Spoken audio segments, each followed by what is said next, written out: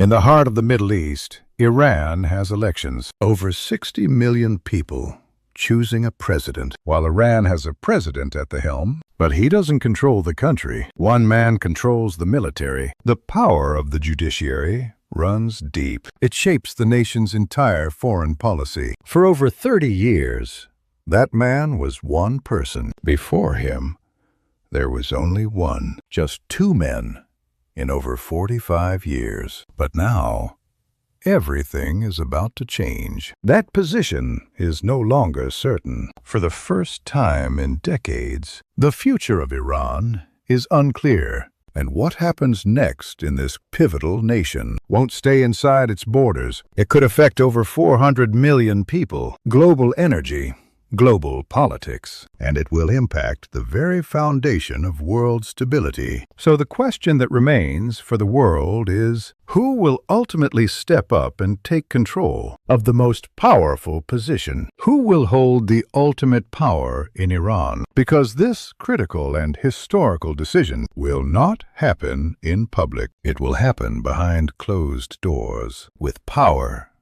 pressure, and the silent reach of political influence between generals, clerics, and the most powerful political elites. Because the next leader of Iran won't just be chosen. Instead, he will be fiercely fought over. Most people think the president runs Iran. He's elected by over 60 million people. But that's not where the real power is. In Iran, power sits above him. One man holds that position. He is known as the supreme leader. He maintains total control of the military, including the most powerful forces in the country. He maintains total control over the judiciary, who gets punished and who doesn't. And he controls foreign policy, war, peace, and negotiations. The elected president can speak his mind, but the supreme leader decides. To put it in very simple terms, his power is greater than any position. This system began in 1979, after a revolution changed the country forever. One man designed this structure and became its first leader. Then, in the year 1989, a second man took control and held it for over 35 years. Over time, he expanded his power, connecting politics, religion, and military, bringing everything into one single system. This system is not a monarchy, but it doesn't work like a democracy either. It is truly something in between, where influence matters more than votes. In Iran, the highest office is not elected. It is inherited through influence. Iranians go to the polls to vote. They choose their national leaders, or at least it looks that way. But because behind the closed scenes, there are 88 influential men, known as the Assembly of Experts. They have one critical job to do: to choose the supreme leader. And yes, they are elected, but not everyone is allowed to run. Many candidates are often blocked before the public ever sees them, so the choices are already limited. The public goes out and votes, but the entire system decides. And when it matters most, the real and most important decisions, they always happen in absolute private, deep behind these heavy closed doors, far away from any public cameras. By the time the public hears anything, the outcome is almost decided. It has surely happened before, and it will happen again. Serious discussions always start very early. Many different names are suggested. Strategic political alliances are being built, and one candidate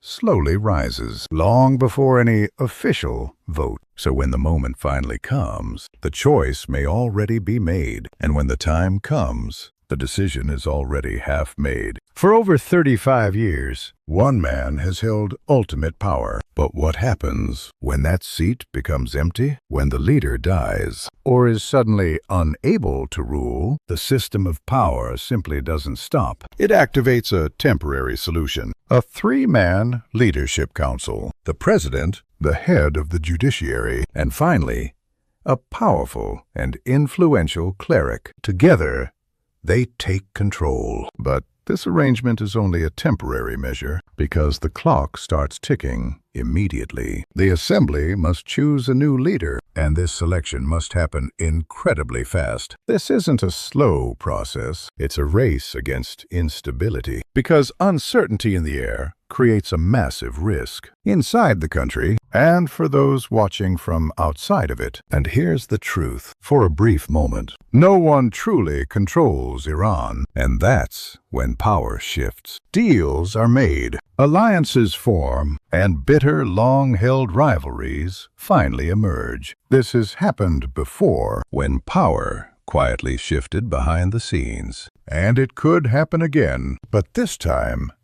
the stakes are higher, and that moment is when the real power struggle begins. While the world looks for the next leader, one name keeps coming up, but rarely in public: Mojtaba Khamenei.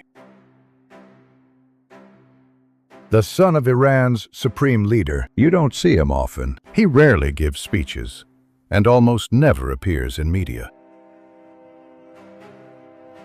But behind the scenes, his influence is hard to ignore. He is believed to have strong ties with the most powerful military force in Iran, a network of power built quietly over years. For more than 20 years, he has stayed close to power without ever officially holding it. And that's where the controversy begins. Iran's system was built in 1979 to reject monarchy, to end rule by family. So why does it now look like power is staying in the family? This is where debate begins. Some say he already controls key decisions. Others say he's just one of many contenders. But no one can ignore him, because in systems like this, power isn't always visible, and sometimes the most powerful figure is the one you hear the least about. He has no official title, but he may already have the power.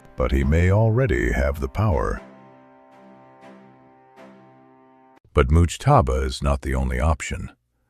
There are others. Men with deep religious authority, like Ali Reza Arafi or Mohammad Mahdi Mirbagheri. These are not political figures. They are scholars. In Iran's system, that matters. The supreme leader is supposed to be a high-ranking religious figure, someone respected for knowledge and interpretation. But here's the problem. Knowledge doesn't always equal power, and power doesn't always follow tradition. Some candidates have influence, others have legitimacy, and these two forces don't always align. History shows that even past leaders were not always the most qualified, but the most supported.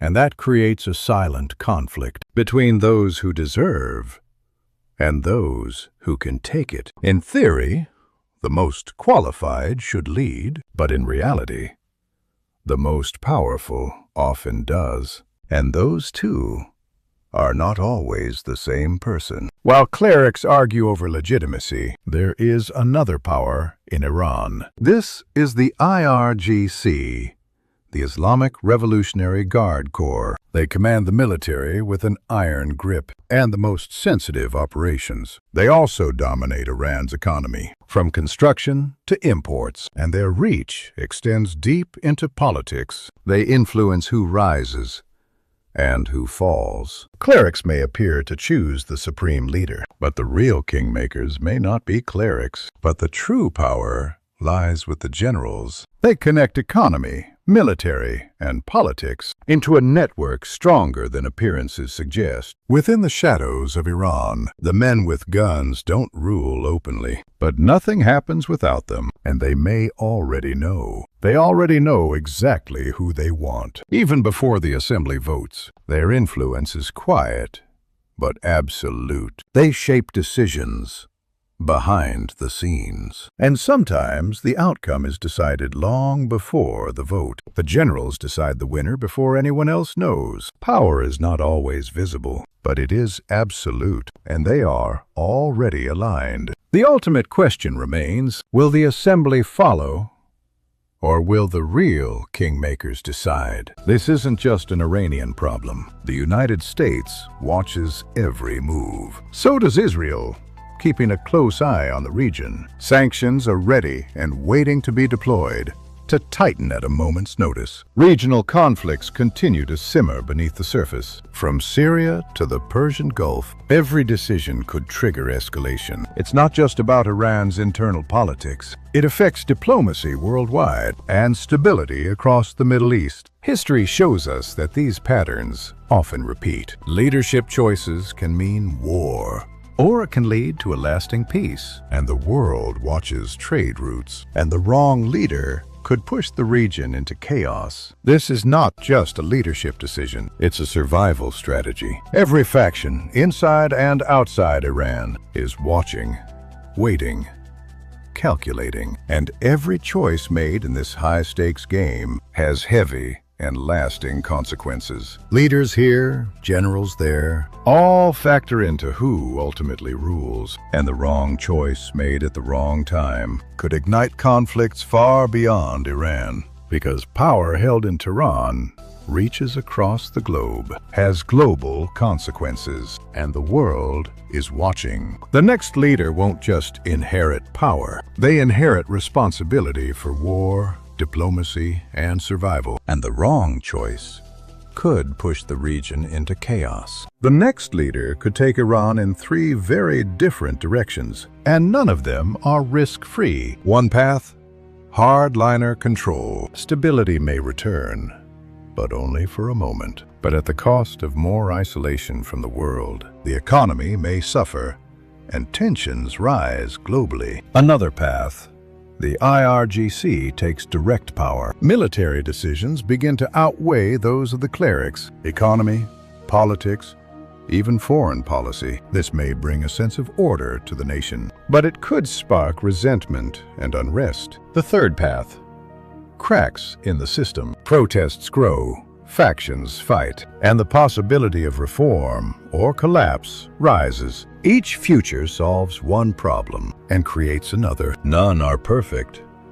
None are safe, and Iran may not get to choose which one it faces, because forces inside and outside the country are already shaping the outcome. And sometimes the future is decided before anyone votes. Three paths, each dangerous, and only time will tell which one Iran walks. After everything we've seen in this complex history, after military power, religious authority, and political maneuvering, one thing becomes clear. In Iran, power is never simple. It is not just written in law. It is negotiated behind closed doors. Religion, military, politics, none rules alone. The next leader won't just inherit power. He will survive it. This is a system built over decades, shaped by history, ideology, and raw influence. It's not about one man. It's about survival in a system where every move is watched, and every decision can tip the balance. In Iran, no one steps into power alone. It is religion, military, and politics, intertwined, negotiated, and controlled. And the next leader won't just inherit power, he will survive it. In this land, power is never simple. It is negotiated behind closed doors. The next leader will survive it.